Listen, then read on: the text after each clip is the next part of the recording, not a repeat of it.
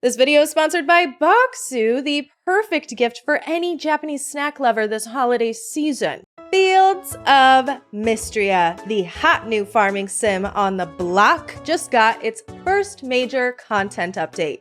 It's been in early access for only a couple months now, so this is really promising. I recently played through the first year of Fields of Mistria, and it left a super good impression on me. I loved the art style, the dialogue especially, the conversations with the villagers, and the group discussions at the inn on Friday nights are a huge highlight for me. And in general, I really liked a lot of the gameplay. It does your typical farming sim stuff super well and does try to go out of its way to be unique. However, I hit the early access brick wall in about fall of my first year of gameplay. So while I think that this game is super promising, there's still a lot left that I would like to see added. So of course I had to play through the first major big content update. They added in quite a few small quality of life improvements, bug fixes, some new cosmetics, and improvements to the environment. And of course they promised a lot of fun stuff. Rideable mounts of all different breeds, new quests,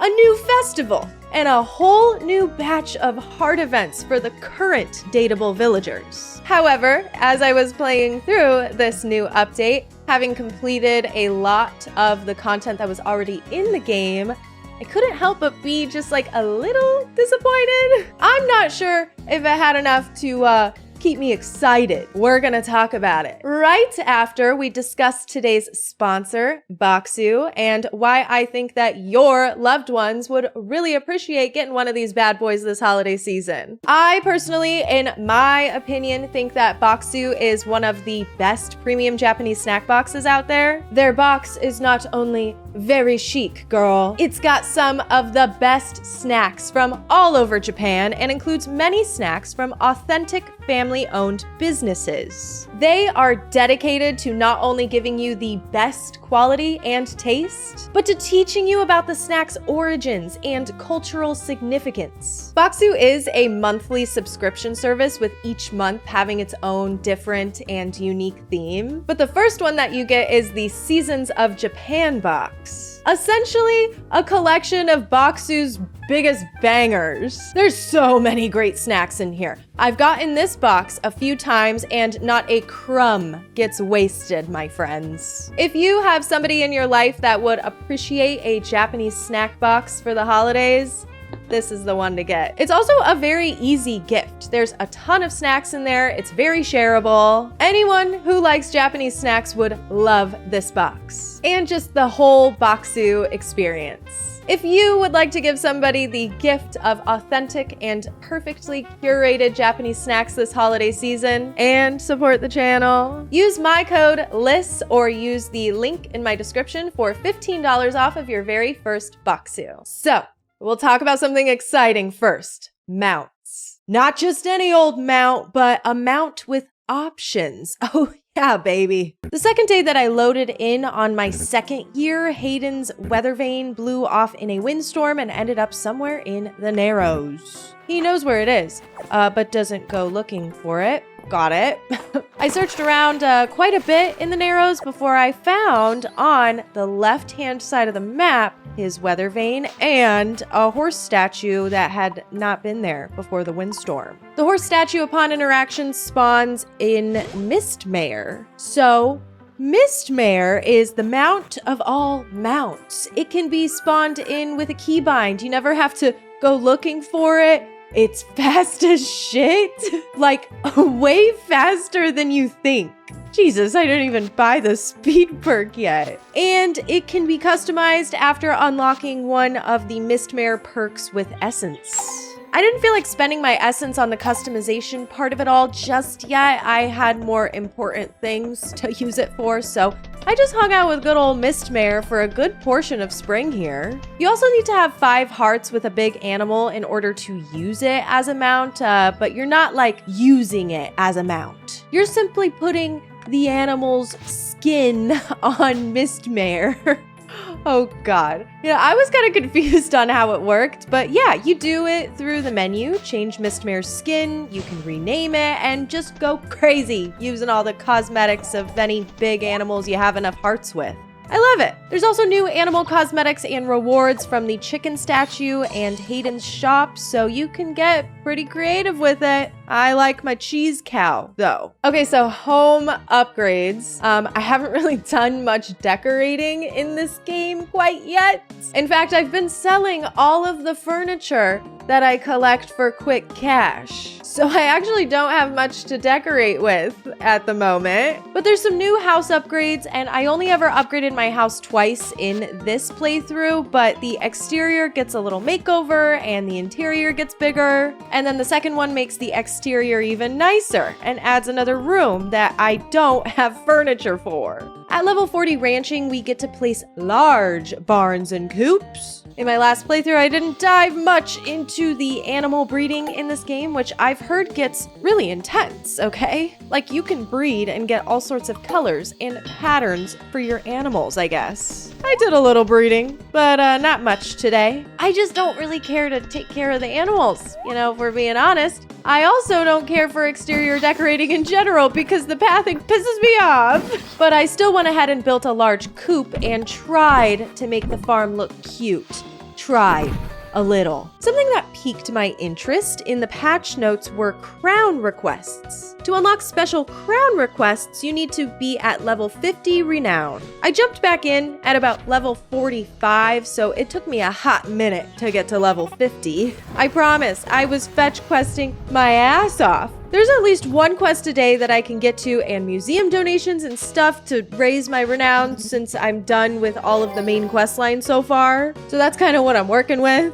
Once I reached Sapphire Star rank, Adeline sent a letter in the mail informing us that since we're so highly regarded in the kingdom, we get to do special requests straight from the capital. I liked these crown quests a lot. They're a bit harder and more complicated than the normal everyday quests. The first one, ship 30 crops.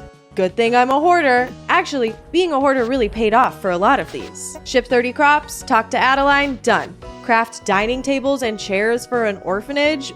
Sorry kids, you're getting chairs and tables from the Warren set. I don't have a ton of materials to spare. What do you think? Wood falls out of trees? Ship 30 mine forageables, which did take me a few days because I shipped some incorrect items, but yeah. These quests reward a bit more renown, and the cap has been raised to level 70 and has new rewards to collect. The Cottage Garden Furniture Decor set and the Noble Cosmetics set, which I never saw because I by no means got that high because there's just simply not enough content in the game for me to want to get that high. I got to Silver Star rank before the daily quests actually just stopped coming in, but Let's talk about that a little bit. Another way you can raise renown is by collecting museum donations. I didn't get to absolutely everything in my first playthrough. It took me a hot minute to even discover artifacts could be dug up outside of the excavation site because I'm dumb. But I got 100% on flora. I'm missing a few insects, including the legendary ones, and then the legendary fish set, which I did not get to all of that in my playthrough today. They added in 2 new sets in this update, the multi-season fish and bugs. They're all pretty straightforward to collect. I got all the fish within the first season and nearly all the bugs except one that I ended up finding in the summer. Even with skill perks though, I just don't see how you can get your renown up that high at this point unless you're just playing this game to death. There just wasn't enough stuff to keep me entertained. I don't want to go down the same mine floors and look for artifacts for the 50th time. I don't want to continually walk the map looking for artifact spots, rare bugs, rare fish, There's just a significant fall off, I think, once you hit all of that main story content. Which brings me to my next point, skilling. The skill cap has increased for all skills, and there's 21 new tier 4 perks that spawn across all of the skill trees. Some skills I haven't even gotten to all of the tier 3 perks yet. In the patch notes, they claim to have fixed the fishing skill gain, and you know what? I'm not fully convinced. I did a lot of fishing in my second playthrough here, and I never reached tier 4. I didn't even get to level 30. Like, an insanely boring amount of fishing was done. I think this needs a little bit more tuning because I'd love to go for the legendary fish, but even getting to level 30 fishing is a huge pain in the ass and just an unnecessary grind. I didn't bother after a while, and I was really out there. The other skills level relatively quickly, however, which is what makes the fishing skill so jarring. The cooking skill is complex, but in a good way, I think.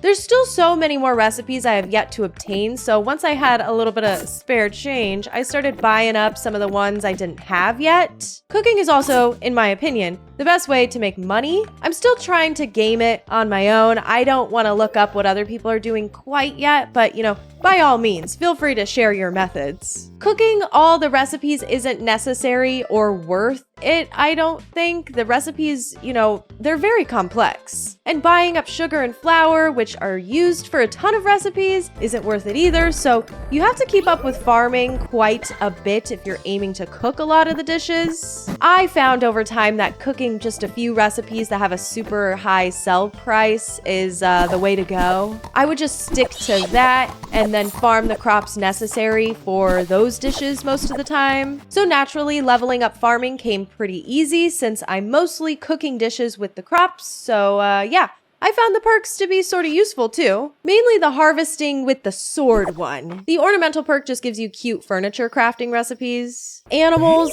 are too much work. I don't love taking care of them and they require so much more attention than you think. So I don't count on them for a lot of money making in this game, and I didn't really pay attention to leveling this one too much. The amount of types of dishes you can get gets insane between likable versions of dishes, speedy variants, restorative dishes, and now lovable. It's a lot. Like I said, it's a complex skill. I don't love how many dishes require herbs either, since as far as I know, the only way that you can get them is from foraging and they're seasonal. I wish that perhaps a way to grow the herbs, like in a little pot or something, was available to help balance it out. It would incentivize me to cook more dishes than just the expensive ones that don't require herbs. Okay, the other skills. The perks are useful for sure, but I didn't pay much attention to leveling everything. I mean, I got my woodcrafting skills up just from making bullshit paths that I struggled to decorate with. Oh my god, I can't get over this. I gave in and started decorating the farm exterior though. I promise it ended up looking pretty good by the end. I didn't level up this one a ton though. I got lazy bones. Blacksmithing. You can get that pretty easy just from playing the game and leveling up all your armor, I guess. The home upgrades will start requiring metal bars. I cheesed the last few levels by crafting armor to just get the perk. Archaeology perks are useful for collecting some of those hard to find artifacts. Yup. The best perk by far, the ranching bell one. One bell to bring all of your animals inside and out, and you can place it wherever you want. This is the best. Never again will I forget about them and leave them outside. I have no excuse now. I don't know. Overall, the skill cap increase is good for sure, but I just don't have the motivation to max everything out at this point in the game. I maxed out nearly every skill besides fishing, naturally. Combat, which makes sense to have level a little bit slower, maybe not that slow, and woodcrafting due to laziness. So let's start talking about the big stuff. I am very disappointed that they didn't include a lot of mine content. I know, that's big stuff to me. It's probably because further progression in the main storyline is probably tied to the mines. And the two romanceable characters that haven't yet been made romanceable in Fields of Mistria, I think have a lot to do with that. So I understand why we didn't get much here. But I'm definitely disappointed. We got two new monsters. This flying guy, who is very easy on the lower levels, but packs a pretty big punch on the higher levels of the mines. But there's not really much else interesting about his combat style. And then this little treasure chest guy, which I did like. You can whack him, sure, but if you throw food in his mouth, he drops fun stuff. I thought he took all 16 of my boiled eggs there for a second, but no, he did drop the rest of them. I would have been very upset if he took all of my eggs. But yeah, no new floors, so no new ores or tool upgrades. There's new perks, of course, in the mining and combat skill tree.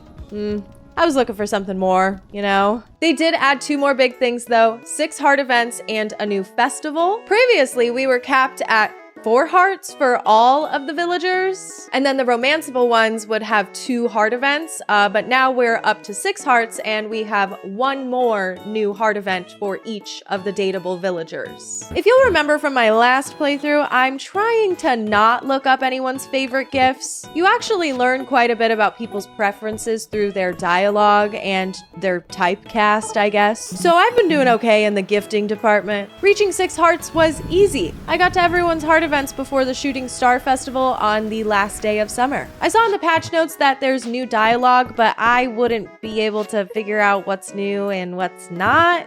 Now that I'm in year 2, I've noticed that Friday nights at the inn aren't as elaborate as the first year. Perhaps they just planned out the big group discussions for that first year, which, you know, I can't blame them. That probably takes so much work, but there's still plenty of interesting dialogue happening even without it. My birthday was the last day of spring, and all the romanceable characters sent me presents. They forgot about me last year, so this is sick. And they all sent me some of their own favorite stuff. So yeah, thanks for the gift, guys, but I think that you'll be enjoying them a lot more than me. Another cheese is the likable dishes you occasionally cook upon unlocking that specific perk, and then the lovable dishes perk. That also helped quite a bit. But okay. Heart events. By the way, I did talk about the pronunciation in my last video. If you didn't hear that, I tried my best to do my research. I even reached out asking for a pronunciation guide. We're straight up winging it. Reese was my first bachelor to reach 6 hearts, and if you'll recall from our first playthrough, we're working on bringing bluebirds back to Mistria. We've already planted a tree, and now it's time to actually construct a bird house. Cue birdhouse building montage. Landon takes over the shift at the shop to allow us to place the birdhouse up in the tree, and the whole time I can't help but stare at this artifact spot, just waiting for me to dig it up.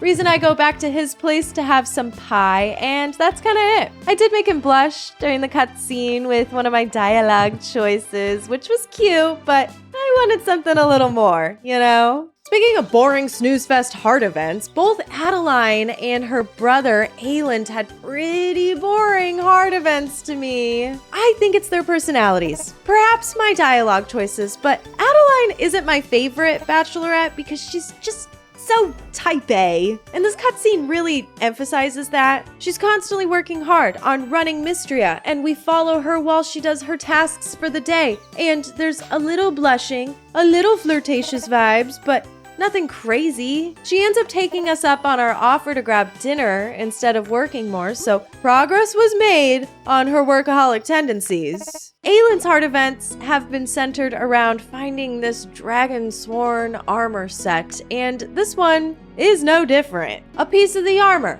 a cloak, is hidden somewhere in the manor, so we help look for it. Elsie ends up finding it in her closet amongst some blankets, and now we're at a dead end as to where the rest of the pieces are. I didn't make him blush with any of my dialogue choices, but we did learn about his passion for archaeology, I guess. Just not really my cup of tea here. I'm hoping that both of these characters end up getting more dramatic heart events in the future, because right now I'm just not even convinced that they need to be dateable. Ugh, ouch, sorry. Ballers surprised me, for sure. Shit went down. He invites us over to the inn for a drink to celebrate how well business has been doing. Probably all the cooked dishes I've been shipping, honestly. Those make fuckloads of money. We're interrupted by some guy named Weedle, who Balor is not excited to see in the slightest. Weedle here represents some consortium of merchants who are ready to take over the Mistrian shipping contracts and probably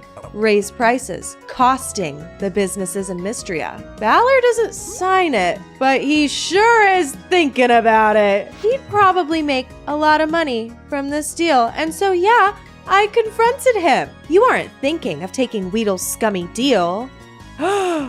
Silence. Wow. Ooh, I can't wait to see where this one goes. Juniper's was kinda interesting. She asks us to come over to help her with errands while she's busy doing important spell work.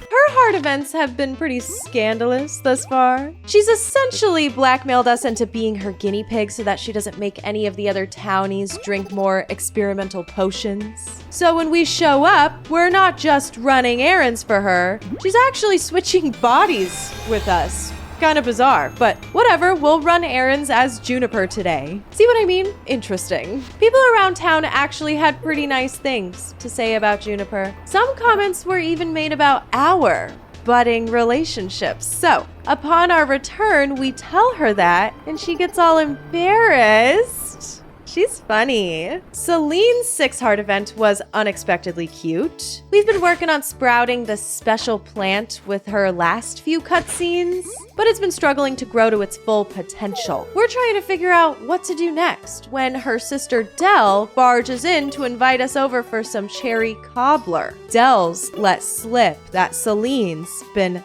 talking about us. So embarrassing, Dell. Anyways, we end up having cherry cobbler with Celine's family, which was super cute. Everybody's making cute little puns. Holt's thing, you know?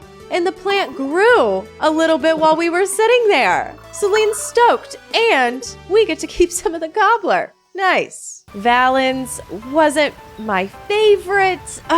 The last few times we've met up, we've been working on replicating a special medicine that she's almost out of, but we're running into a dead end. So we go and ask Juniper for help. I've sort of been shipping these two this entire game, honestly. I think they'd make a great couple. I honestly don't even know why I'm here. The tension in this room is crazy, and I didn't really have anything to do with it. Both Raina and Hayden's were a lot cuter though. Raina's entering a cooking competition at the Capitol, and she asked us to be her sous chef.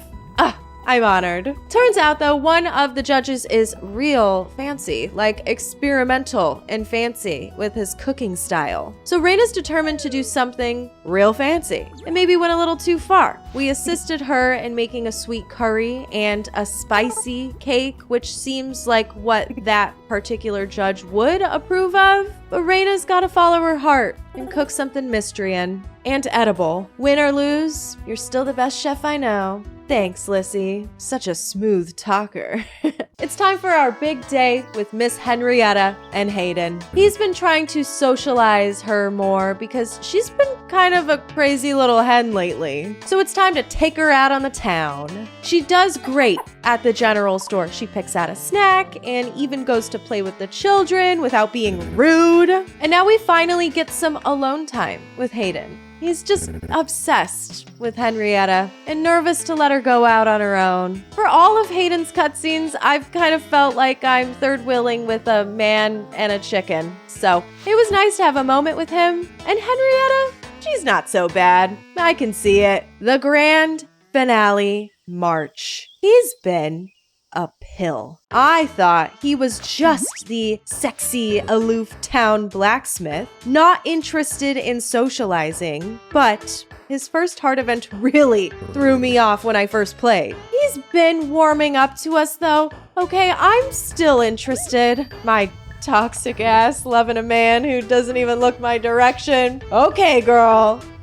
He invites us over to help at the blacksmith's part-time. They're pretty backed up on work. Adeline interrupts us though to ask for an express order for a shield that she needs that day right now. March and I are up for the task. Hold the shield steady for me.